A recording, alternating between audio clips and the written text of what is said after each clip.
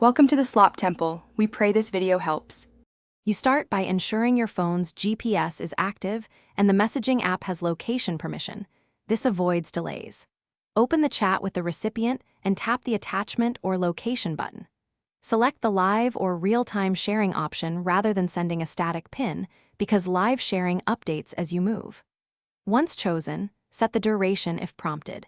Shorter durations protect privacy, and longer ones keep tracking consistent. Tap Share to begin broadcasting your live position to the selected contact immediately.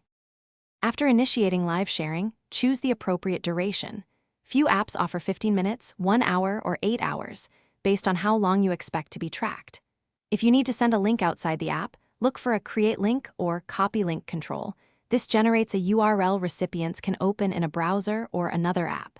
Make sure the preview indicates real-time movement or recent timestamps so recipients know it's live.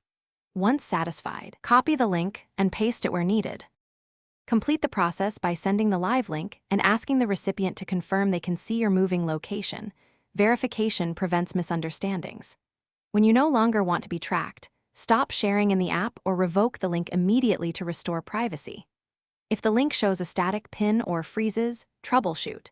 Toggle GPS off and on, force close and reopen the app, check location permissions, and ensure mobile data or Wi-Fi is active. Recreate the link if problems persist.